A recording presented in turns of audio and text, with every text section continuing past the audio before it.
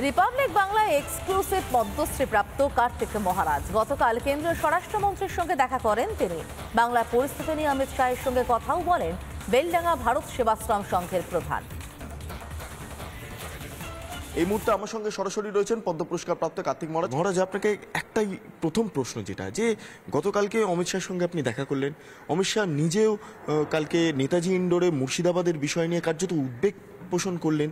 সবটা মিলিয়ে কিভাবে দেখছেন এবং অমিত শাহের সাথে কি কথা হলো? উনি পরিষ্কার বলেছেন যে এটা আমি সাধুদের আশীর্বাদ নিতে এসেছি, সাধুদের সঙ্গে পরিচয় নিতে এসেছি, এখানে কোনো রাজনৈতিক আলোচনা, রাজনৈতিক চর্চা হবে না। প্রথমেই বলে দিয়ে আমি যা দেখছি তাতে ওখানকার মানুষ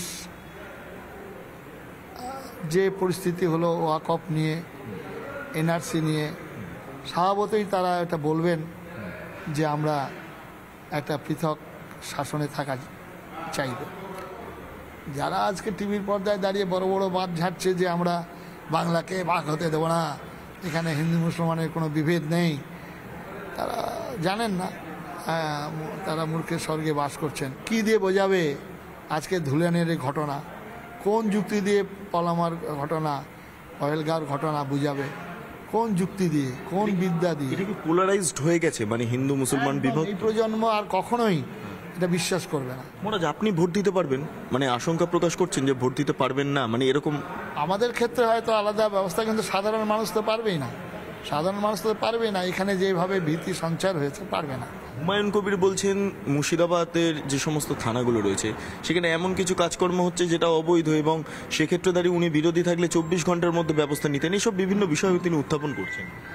উনি ওনার রাজনৈতিক প্রজ্ঞা দিয়ে, অভিজ্ঞতা দিয়ে উনি বলছেন। তবে মুর্শিদাবাদে নতুন যিনি পুলিশ গিয়েছেন, তিনি বার্তা দিয়েছেন যে আমি নিরপেক্ষভাবে, আমি কারো দলদাস হয়ে আসেনি, আমি নিজের যোগ্যতা বলে এসেছি।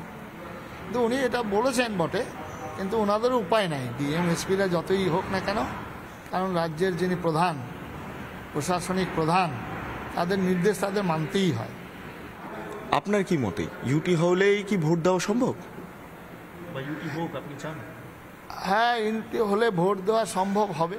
যেভাবে যুব সমাজ, যেভাবে চাকরি, যেভাবে শিল্প, যেভাবে অন্যায়, অত্যাচার, হত্যা, লুণ্ঠন, যে ভাষার প্রয়োগ, পরিপ্রেক্ষিতে বাংলার মানুষের মধ্যে একটা জাগরণ এসছে। নানা ধরনের কন্টেন্ট দেখার জন্য লাইক করুন, শেয়ার করুন আমাদের ফেসবুক পেজ, সাবস্ক্রাইব করুন আমাদের ইউটিউব চ্যানেল। পাশাপাশি অন্যান্য ব্রেকিং নিউজের জন্য অবশ্যই চোখ রাখুন রিপাবলিক বাংলায়।